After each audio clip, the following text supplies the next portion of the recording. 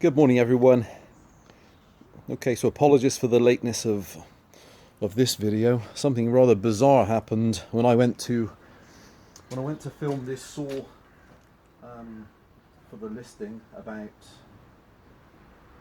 2 weeks ago when I first attempted to start it. The kickback was so severe I either tore or pulled a muscle in my shoulder and I couldn't pull the thing over. I'd forgotten, because I hadn't run it for a while, that if you don't pull these things over full-blooded, the kickback can be so massive you end up hurting your hands and your arms, or I certainly did. Okay, so this is my Danarm DDA125. They're an amazing saw. Followed on from the Villiers engine, 98cc version of this saw, which had the engine from Wolverhampton.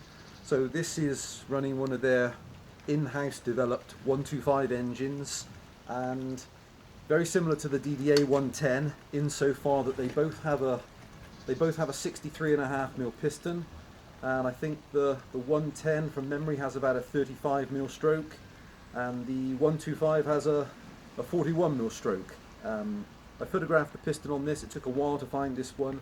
The piston is in beautiful condition, and the compression is the most of any saw I've pulled over for quite some time. I prefer this to my Contra 135cc steel by a mile. Okay, so I'll show it running, and hopefully suitable for one of you guys out there. It's a saw I've had in my collection which I've never cut with. Okay. Kill switch.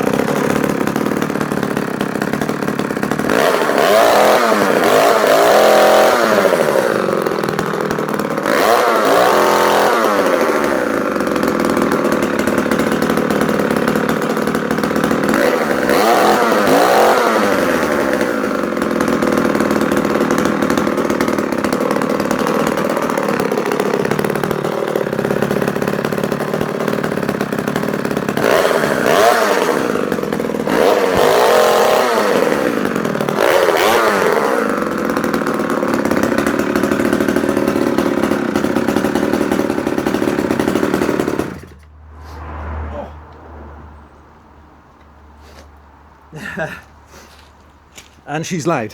I'll do a very quick walk around with the video just to give people an overview, because it came from a collector, and so I don't believe the chain has ever had the rakers done on this genuine Danarm signed bar, but the chain could definitely do with a sharpen.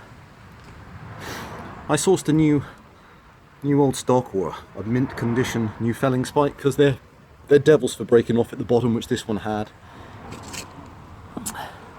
Silencer's in lovely condition. They are very often broken at the bottom and you see a steel plate put in, whereas this one's okay. Very, very nice. Tiny crack here in the metal. I haven't done anything with it because it was the original handle. So just coming around the saw.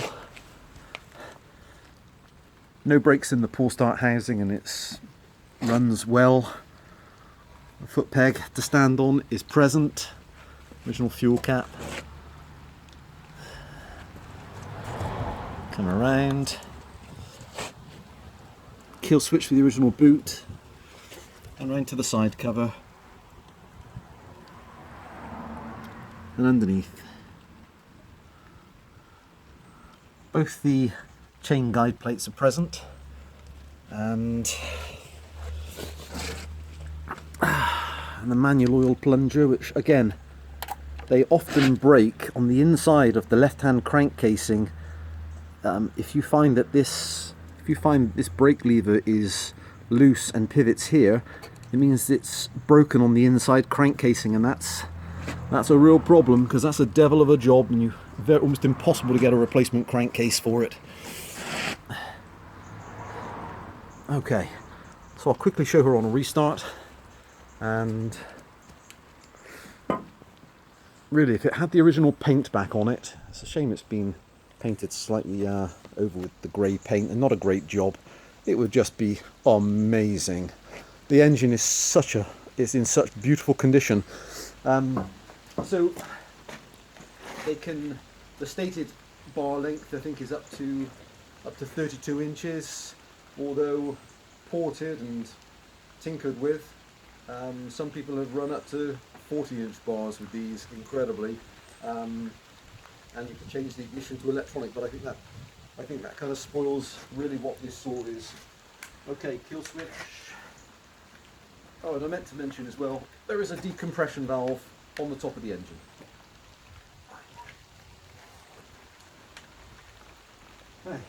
Okay. Compression.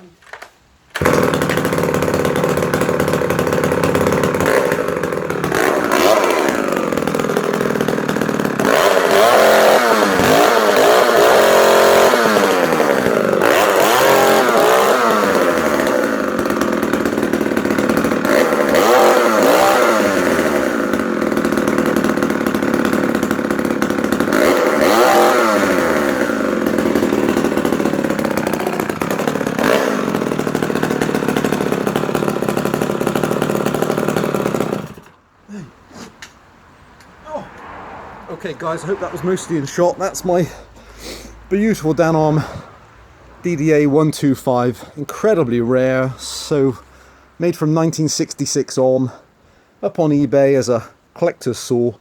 Hopefully suitable for one of you guys out there. Any questions, please just ask. Anybody want to come out and take a look, you're more than welcome. Thanks for watching, bye for now.